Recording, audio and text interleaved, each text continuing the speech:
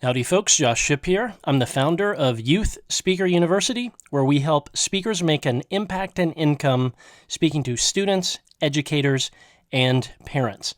And in this video, we're going to get nerdy about this topic right here, the difference between speaking to a student audience versus an adult audience.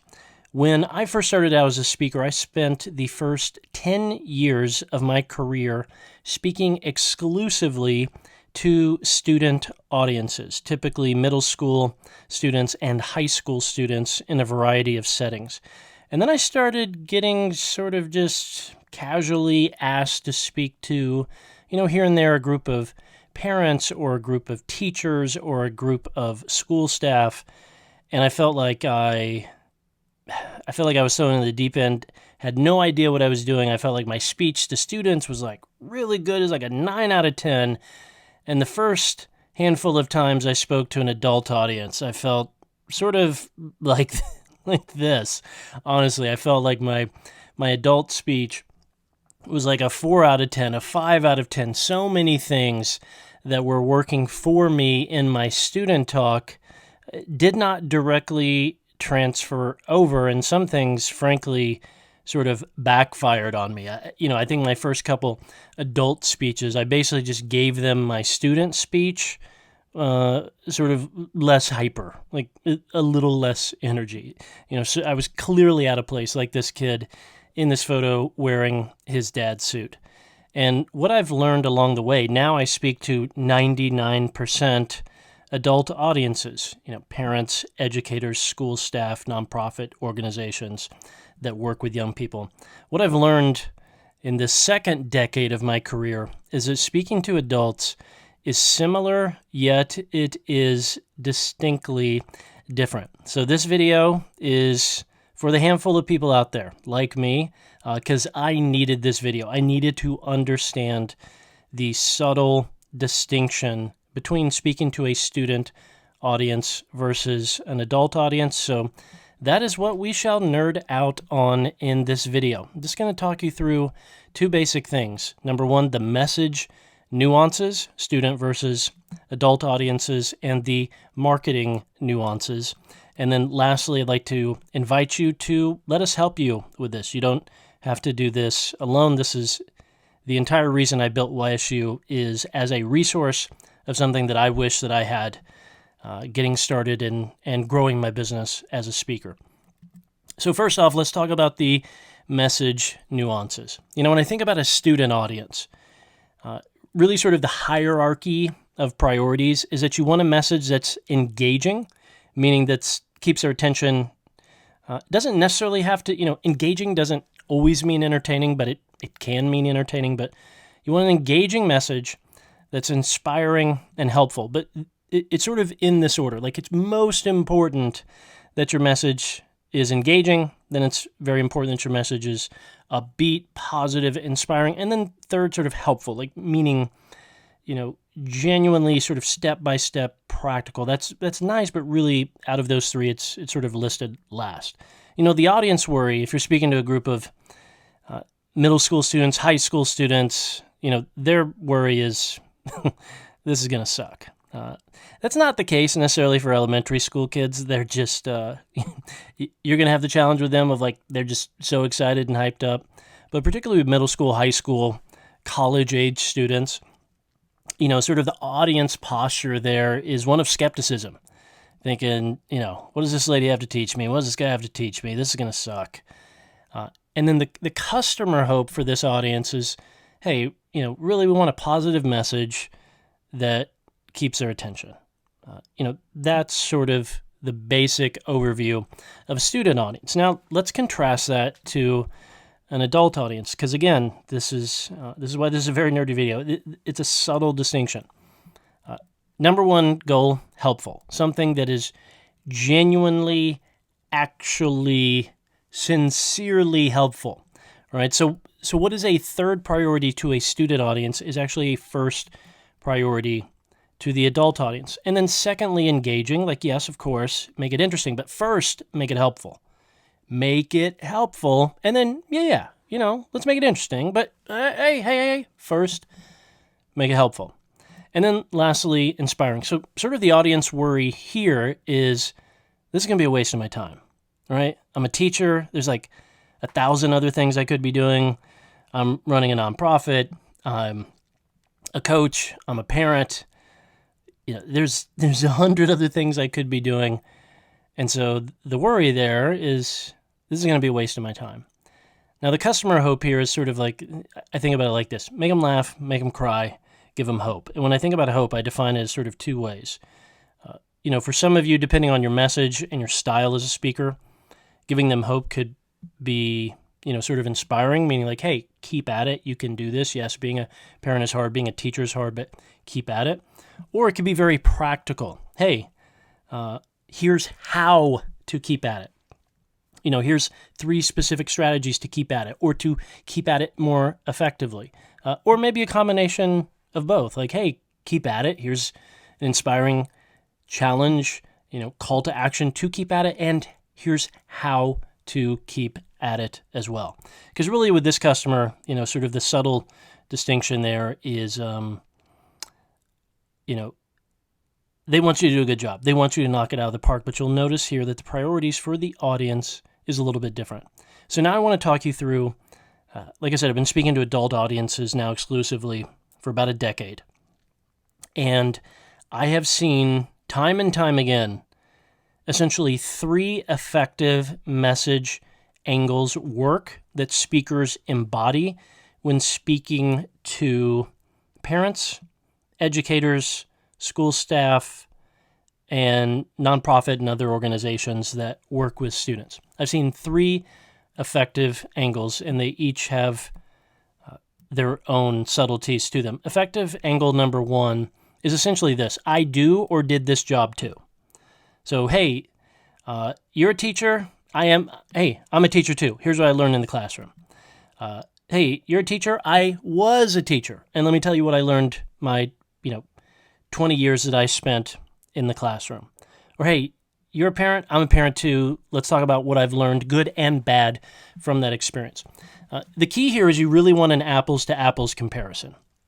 So let's say you're not a teacher, never have been a teacher. You don't want to BS the audience. I've seen lots of well-intended speakers do this, where, they've spent 5 years going into schools and speaking to schools and doing workshops with students. And so they'll say, I've spent over 5 years working with students. No, you haven't. To that teacher's mind and mindset's like, listen, there is a big difference between standing up on stage for an hour in front of students and speaking to them versus day in, day out for an entire school year, year after year, working with them. That's an entirely different thing.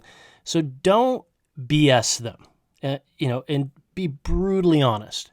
If you have no classroom experience, don't say that you've worked with teachers worked with students in a teaching capacity. Instead, find a way to be brutally honest, but find a way in there if you're going to take this angle. So if you are a parent and you're speaking to a parent audience, then you can go there. If you're a parent but you're not a teacher and you're speaking to an audience of teachers, I would not recommend this angle for you, because though you know what it's like to parent a kid, which has its own pros and cons and unique challenges, you don't respectfully know what it's like to have to teach your kid or a group of 30 kids day in and day out. The other thing I find is very helpful in speaking to adults, and I didn't have this when I first started out because I hadn't really worked directly with students. I was just going around speaking to them, and I wasn't a parent yet, is you want to have what I think of as like an appropriate chip on your shoulder. Meaning, if you're not a parent or before you became a parent, if you heard someone say something like, I love my kid, but sometimes I want to tase them, you would think like, that's really weird, or that's super negative, or that's really odd.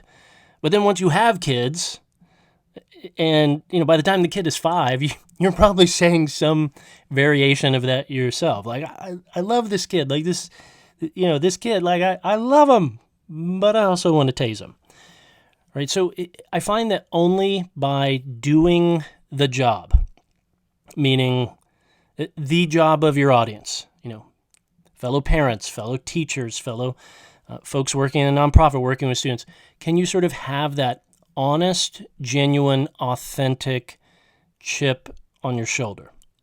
All right. Now, most of the speakers out here, I would say probably 45% of speakers speaking to educators, staff, parents, sort of take this angle because they have genuinely done or do the job too, so they can speak with this angle. The other 45% take this angle. This is the angle that I take. Effective angle number 2 is, hey, someone in this job, someone in your job, your audience's job, changed my life, and I want to tell you what I learned from them. So you're making a representative of your audience the hero in your speech and sort of the through-line illustration versus yourself. I mean, for example, when I was speaking to students, I would just sort of tell my foster kid story and be like, hey, I was a foster kid. Here are the hard things that I've gone through. You're probably going through different hard things. I got over them. I endured them, and so can you. This message works. That sort of angle works great with students, but that is not what this is. It sounds more like this, making them the hero. Hey, because of this specific teacher, because of this specific adult in my life, I was able to endure. Not because of me. See, it's a subtle shift between making myself the hero, right? I went through this hard thing. I was able to overcome it. You can too. Be inspired by me. And again, that works really well with students. But with adults, you want to make them the hero. I find this is just much more helpful, which again, there's that key adjective, and inspiring to them. Talking about someone that does their job, whether talking to a group of parents, hey, here's what my parents taught me, or here's what my single mom taught me, or hey, here's what my parents taught me not to do. And so I want to share some of that and how I've experimented with that and what I've learned from that. Or you're speaking to a group of teachers, hey, I want to tell you about this specific teacher, this Spanish teacher, Mrs. Wilhite. She had no idea this sentence that she said to me would completely change my trajectory, the course of my life. Guess what? You can be a Mrs. Wilhite too. This is what I do with talking about my foster parents, the power of one caring adult. Talking about Rodney. I make Rodney the hero, not me. I am just the benefactor of Rodney because, not,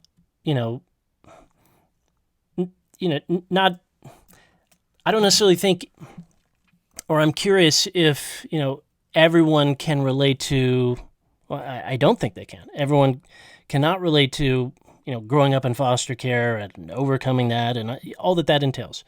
But every teacher can relate to some kid going through a tough time, often pushes back, often annoys you, often takes it out on you, the hard stuff they're going through at home, but you could be that Mrs. Wilhite to them. You could be that one caring adult that maybe can't change their home life, but can change how that kid views themselves. So, the other 45% of effective speakers that I've seen out there speaking to educators, school staff, parents, take take this angle and creatively make it their own and highlight an adult in their life that is representative of the audience. And from that adult's story and the speaker's interaction with them, sort of extract those funny moments, those tender moments, those practical lesson moments from that individual's story. Now, effective angle number 3, I've honestly only seen about 10% of speakers do this effectively. This is incredibly rare, but I did want to mention it. Here's some fascinating research or a fresh discovery about your job as a teacher, as a coach, as a parent. And here it is. This is very rare. The only person I can recently think of that I've seen in person do this, and it was brilliant, Angela Duckworth and her lab's research on the topic of grit and how that is complementary but varies from resilience. So to me, I can't think of many, unless you're in a situation where you're truly in a formal scientific lab where you're very much studying a specific age group of students quantitatively, or a very specific topic that can help kids or the next generation. Or, maybe if you were in a situation where you're working in school leadership, and so you've been doing that for a decade, and you see hundreds and hundreds and hundreds and hundreds of students come through your school, and you are tracking that, you were able to quantify, hey, here's 2 or 3 specific trends that we're noticing. Again, this is an area where some speakers try to BS it, and you just can't. Your audience will read it, feel it, sense it. Some of you are in situations where you kind of have a lab, right? That could be a school, that could be like a church youth group, that could be some academic institution, something where truly you're sort of in a lab, formally or informally, you're, for a year at a time, kind of in the weeds, and then while you're in the weeds, you discover this just incredibly fascinating piece of research, and then you could pull that out of the weeds and stand up on stage and share it with an audience. This angle is incredible. This angle is rare. I think this angle is much less competitive than the other angles, but out of all the angles, this is the trickiest one to pull off, because you actually have to have a rare discovery, and then you need to translate that rare and often scientific discovery into sort of plain speak that can be, make them laugh, make them cry, give them hope, and practical tools. All right, so those are some of the message nuances, nerding out on that. Let's talk about the marketing nuances. If you can speak to both students and adults, you're in a situation for your customers where it's like, hey, 3 birds, 1 speaker, right? Where to that one customer, that assistant principal, school counselor, superintendent, you can speak to a multitude of audiences on their campus. So maybe in the morning you speak to the school staff, the educators, the cafeteria workers, the coaches. In the afternoon you do a student assembly or 2, and in the evening they invite the parent community. So again, if you can speak to both the student audience and an adult audience and do each well, and they are different messages, and you'll need to be able to have marketing materials to prove to them that you can effectively speak to both audiences just as well. Then for that customer, you have a distinct advantage when maybe they're comparing you to another speaker.